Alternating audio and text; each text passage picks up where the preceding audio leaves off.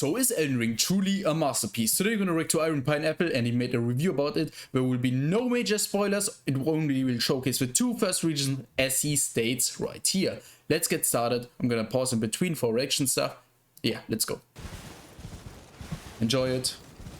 Pause when it's important, of course. Like the scenery, man. Yeah, I think I love this game. Yeah. Elden Ring is a masterpiece. There's just no other word for it. Even a 10 out of 10 doesn't feel like it does this game justice. Yeah. As someone who was incredibly excited leading up to its release, this game has somehow surpassed all of my expectations. I have not been this thoroughly engrossed in a game in years. What I hope is that this will be a steady masterpiece experience, because with some games, for example, Cyberpunk had a great beginning, but then after you were done with the story, it was a complete trash game. Not only are the environments jaw-droppingly beautiful, not only does it have some of the best combat and level design From Software has ever created, it also packages all of that in an impossibly large world. It looks so I'm good. sitting here with over 60 hours in the game, and the end is still not in sight. If I had to guess, I'm probably at least 75%, maybe 80% of the way through. However, you never know with FromSoft. Wouldn't be a Souls game without a boulder, I personally have man, a lot of to be experience honest. with the genre, and if you're familiar with me at all, you'll know that I'm pretty good at these games. I'm saying that not to brag, but to say that those 60 hours are very likely closer to at least 80 for the average player. And what I want to say before front, this dude, Irone Pineapple, he made so many reviews of Souls-like. Like, he has truly a good sense on what is a good Souls-like game, especially wouldn't be surprised if it took on some the main people game over itself. 100 hours to do everything in this game. And that's not even touching the online stuff, which will increase that number significantly. I So let's hope talk it won't be about laggy like Why Souls is 3. Elden Ring good? Why does it work? And quick note before we get into anything, this video will only contain footage from the first two regions of the game, and I'll do my best to not spoil anything major. If you've seen footage from the network tests and a couple trailers here and there, you should probably be fine watching this video. I really do want everyone to experience the sheer joy and wonder of the big and small surprises in this game. I already know downloaded how it. special the first playthrough of a FromSoft title can be. I won't be going into any great detail for the topics in this video, so consider this just the broad strokes of what to expect and why I like this game so much. Yeah, this is good. Like, don't go into the specifics, just go how it felt like. Maybe show some enemy types, but not too much. Like, I want to enjoy the game as well, as he said. First off, I want to make sure we're all on the same page. This is a Souls game. It 100% has all of Dark Souls DNA, but cranked up to 11 and placed in a truly open world. And if you're somehow watching this video without knowing what the Souls series is, they're the series of games by developer From Software, and quite simply some of the best action RPGs ever. Yes, and Elden Ring has somehow surpassed them. Nothing can top that. It's simply the best. The only reason you wouldn't want to play this is that you can't unplay it, and attempting to go back to other games that attempt similar things will be difficult. Even if you've somehow bounced off of earlier FromSoft games in the past, I'd strongly encourage you to still give this one a shot, and I'll talk more about that later. They made the HUD better. The world, map, and structure of Elden Ring. The environments of this Kinda world looked are ugly in the consistently beta. some of the most beautiful and stunning that I've seen in gaming as a whole. From the way the light pokes through trees as you're riding your horse, to how fog rolls across hills, the overworld is a treat to simply take in. The topography is also pretty crazy with how much this game plays with elevation. And from a purely artistic angle, I don't think I've seen a game top this. And that beauty isn't limited to just landscapes. This right here, torches from Dark Souls 2. This is, in my opinion, one of the best mechanics you can have in a Souls game. Like, I love just the atmosphere. When you just hold the torch, you are only able to use one weapon properly, and that's great, man. You can explore caves heavy with atmosphere that are pitch black dark without a light source, or maybe it'll start raining while you're on the walls of a castle. It's so good. Also, I'm not usually a big graphics guy, but the shadows and the lighting and the reflections, it's just astounding to me how good it all looks. And it just gets better the more you play. There were moments where I legitimately had to set my controller down just to stare at my screen because of how awestruck I was. I won't show these to you because I want you to experience them for yourself, but wow. FromSoft has created some of the coolest looking areas I've seen in any game ever. And all of this is somehow contained within an absolutely massive map. I was expecting something less than half this size. If there's one thing I can guarantee that every reviewer will say, it's that this game is big. But anyone can make a big world. It feels like that's... Yeah, Halo Infinite has a big world, but it's empty AF. I love this game. It's one of the better Halo games, to be honest. But open world was pretty bad in Halo. It was filled with nothingness except for some collectibles. I hope that this game will do it justice. But what's not common is just how dense this world is for things to discover and do. FromSoft has proven for years that they're the best in the business when it comes to designing levels, and they've extended that expertise into not only the interior dungeons, but to the world itself. There is so much to find. Yeah, they mixed open world and dungeons. Something like linear, surely they wouldn't put something here. Surely this is just empty space. But time and time again, I was rewarded for my curiosity when exploring. The friction. Bro, what? What? How is there a cave here? Just a random cave. Lakeside Crystal Cave. How is Interesting. there a cave here?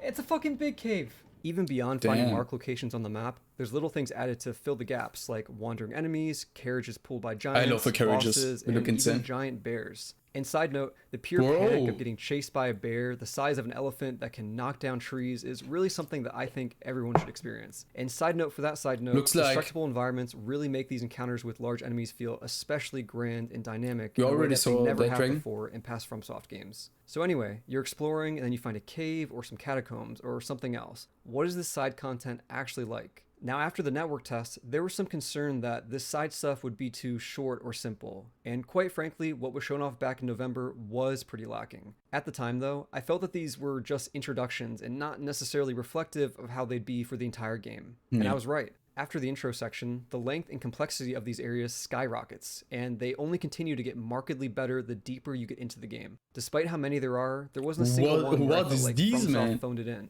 Areas like catacombs, for example, get noticeably more devious and memorable, with plenty of tricks and traps and loads of secrets hidden within. Some of the best content in the game is in these side areas, and I found myself spending anywhere from 15 minutes to sometimes hours in just one of these sections. Again, it does start out pretty simple and short early on, but trust me, you'll quickly find some lengthy stuff. That brings us to the structure of Elden Ring. If I had to give a number, I'd say roughly 85 to 90% of this game is quote-unquote optional. In that sense, it's kind of like Breath of the Wild in that you're exploring around at your own pace to get stronger before tackling the main stuff. And this takes... This would be interesting, the speedrunners. Maybe we just instantly rush to Ganon, like in Breath of the Wild. Many different forms. Maybe it's a dungeon, maybe it's a cave, to make it as short as possible, of course. Boss, maybe it's an abandoned village, maybe it's a castle. Maybe it's a bunch of things. This bow looks good. It actually does damage. There's a lot to do, and FromSoft has managed to make all of it engaging and worthwhile. And that's achieved primarily through two things. One, the raw quality of the level designs, enemy designs, and boss designs. And two, the power of secrets and surprises. 1 minute you might be finding your new favorite weapon, and the next minute you might stumble across an NPC questline. These sorts of surprises are spread out everywhere, and the effect that this has is that it makes you want to check every part of the map. Could you use it, There isn't obvious filler content like you might find in other open world games. It's that classic FromSoft quality of handcrafted design, but expanded to an absurd degree. I said this in the network test video, but instead of thinking of this game in terms of other open world games, think of it as one gigantic Dark Souls level with lots and lots of smaller Dark Souls levels scattered around throughout it. You know, the more I think about it, this game feels like 2, maybe 3 Souls games mashed together with how much there is to do. It's incredible. What about the rest of the game? This was actually the only problem with the other Souls games. It doesn't mean that the other Souls games were bad or that linear game design itself is bad,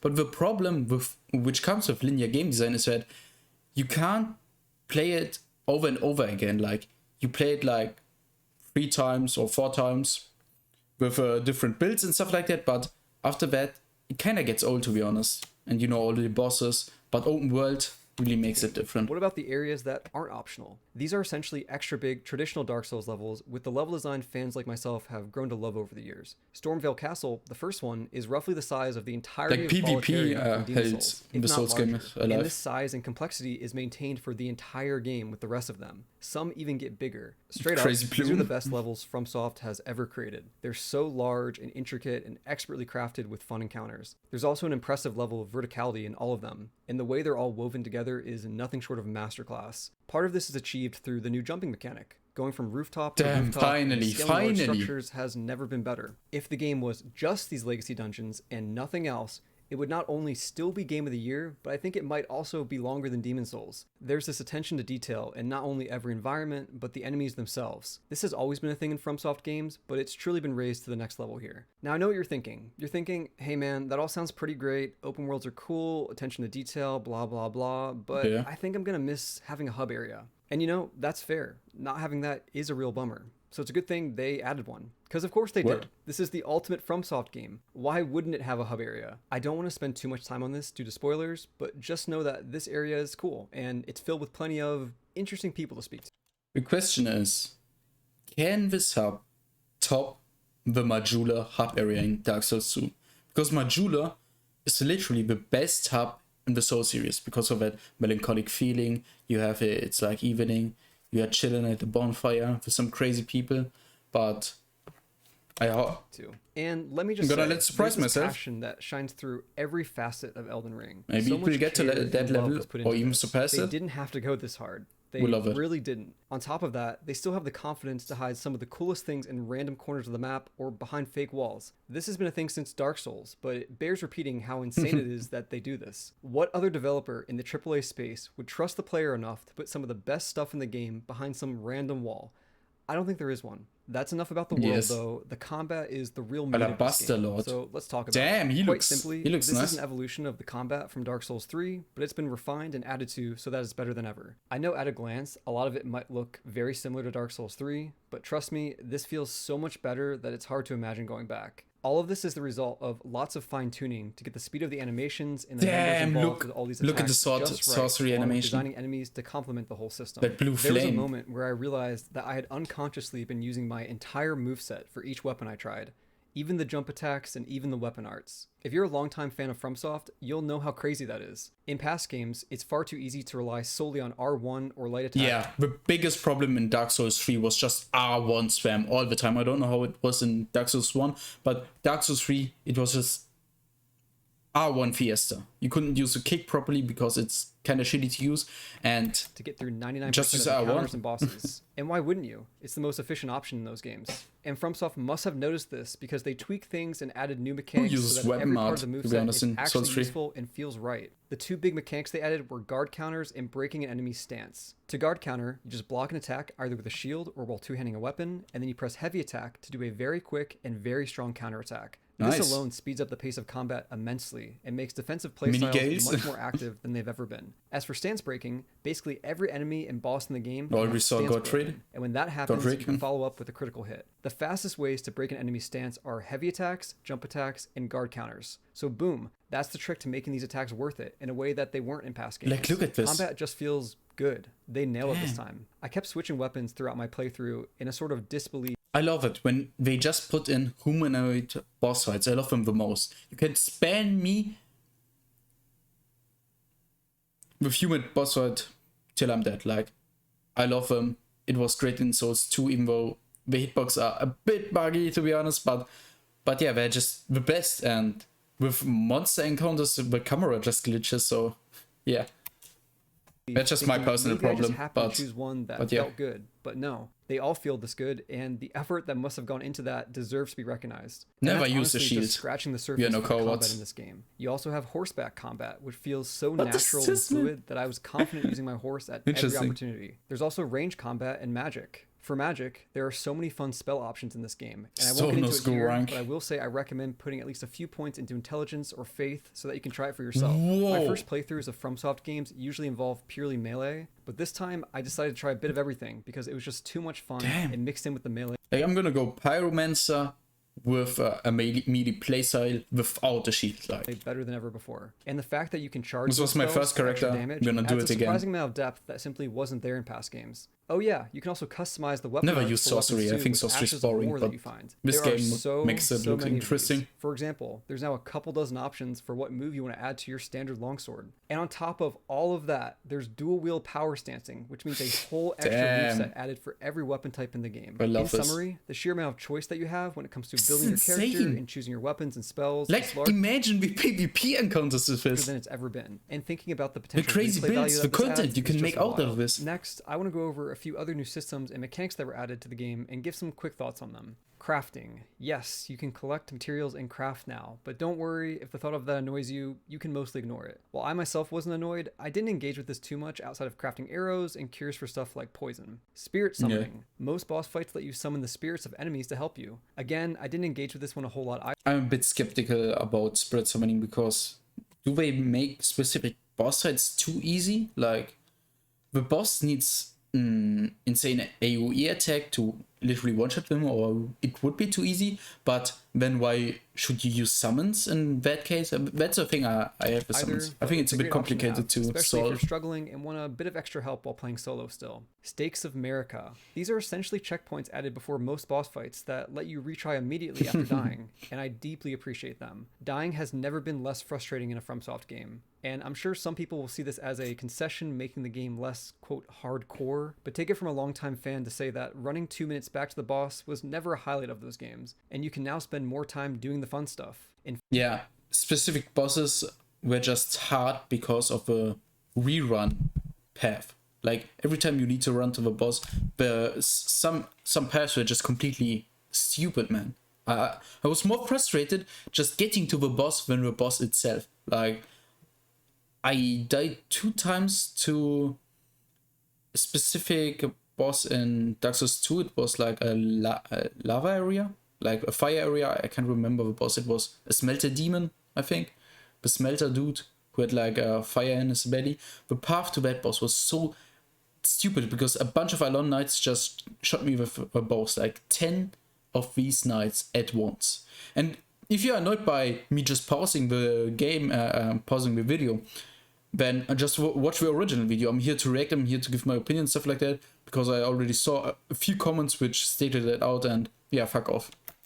In fact, I was encouraged more than ever to attempt bosses I was clearly underleveled for, just because of how little friction there was. Didn't support him right away, to be honest. Lastly, stealth. You can now crouch to sneak around. This is a great addition that makes engaging enemies a bit more thoughtful. Don't expect anything crazy like stealthing an entire camp Assassin's Creed style, but it's a fun new way to engage, or potentially avoid groups of enemies. Also, I want to briefly talk about the difficulty of this game, because I know this was discussed a lot before release, and I have some thoughts on this. Like, is Horse Combat I would say FromSoft nailed it. They somehow made a game that's not only fun and challenging for longtime fans like myself, but one that's simultaneously accessible for new players. How is that possible? Well, it comes down to the structure of the game itself. Because it's open world, and because you have the choice of doing 100 things at any given time, that means you can always just leave if you're struggling and come back later when you're stronger. If you're more experienced like myself, you might not need to do this too often, but if you're new, this is a valid option and one that the game seems to welcome. Yeah, also Vati just said the same thing. He struggled at a boss, but when he just skipped it, he did everything else to just get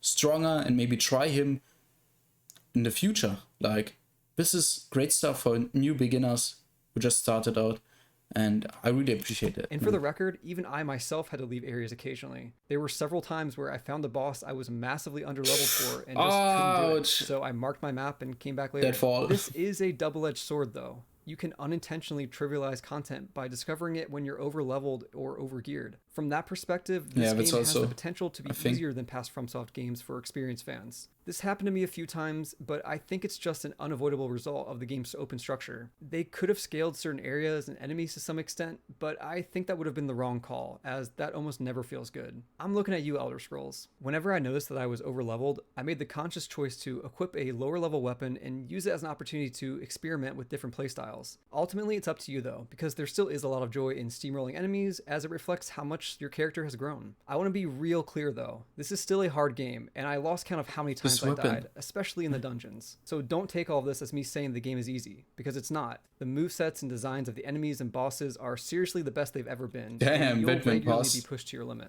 I know there are people who watch my stuff and have never touched a FromSoft game. And I know this because they'll say so in the comments. If you're one of those people, I'm now speaking directly to you. First of all, regardless of your mechanical gaming abilities, I promise you can beat these games. And that's never been more true than here in Elden Ring. I know the reputation that these games have, and I know some people are scared off because of it. I hate this. You can do this. If you're struggling, never you go can to the corner. Come back later, experiment with different playstyles, or summon someone to help you online. These games are not Kaizo Mario levels of difficulty, not by a long shot. If you're patient and willing to learn, I guarantee you'll beat this game. Just be a sorcerer. Just use any kind of ranged weapon. Like, that worked in any Souls game. Next, I don't usually talk about game performance in my videos, and I'm not sure where to fit this in, but I do want to make a quick mention. It's a bit slow, the PC but version currently you has get through some it. slight frame stuttering at times. typically just in the overworld. My guess is that it's some sort of issue with loading things in. I talked with a few other people to confirm it wasn't just me. This is by no means game breaking, and as a whole, the game still ran perfectly for me 90 to 95% of the time. But I think SSD is required for that game. Address this, but this is unfortunately a thing, and it's worth knowing if you're getting this game on PC. And now, GPU, if you've of course. really taken to heart everything I've said, I'm just going to assume you're going to play this game for yourself, so I have a few suggestions to help you have the most fun with this game. First, I know a lot of people are looking forward to playing through the entire game with a friend, and while you can do that, I'd advise not exploring the open world sections too much with a friend. The reason for this is that it's just too big. There are certainly sections that are suited for co-op, but I think a lot of this game is very much designed with your horse in mind. And since that's disabled for co-op, you're probably better off doing that part alone. By all means though, if maybe you could focus co-op more on dungeons, like you come across an overworld boss, invite a friend for that. And it goes without saying that the side stuff like caves and catacombs along with the legacy dungeons are perfectly suited for co-op with friends. My next piece of advice is take your time. This game is dense, and it's incredibly easy to miss huge areas of side content. With Limgrave especially, the starting zone, really take your time. Not only will you find lots of important gear and upgrades, but you'll also find NPC quest lines that continue throughout the rest of the game. Also, it's going to be disappointing if you come back to explore Limgrave 40 hours in and you're two-shotting the bosses. So take your time, this game will reward you for it. My last piece of advice is experiment with different playstyles. This game dumps loads of upgrade materials on you, and there's an option to respec multiple times later on. So don't stress too hard about committing to one thing or min-maxing your build. If you find something cool, just put enough stats in to try it out and have just give me variety, man. And yeah, I think that's enough to get you started. At the end of my Elden Ring network test video, I closed it by saying it's not often that a high-profile game lives up to the hype. And now, after spending the last week playing it non-stop, I can safely say that, for me at least, it has. This is a game people will be talking. It is a trash game when it doesn't include the Moonlight Greatsword. Like it was in every Souls game, but it's definitely in there. You can trust me on that one. About for years, and it's one that I think everyone needs to experience for themselves. Thanks for watching. Thanks, Miyazaki, man. Good luck in Elden Ring. And yeah, subscribe to Irone Pineapple if you wanna see more of Souls-like content. I'm just a reaction guy. I do more content. Do some guides on Lost Ark right now, but I'm gonna do a bunch of stuff on Elden Ring, Lost Ark, and yeah, these kinds of games. I'll see you next time. Wafer out.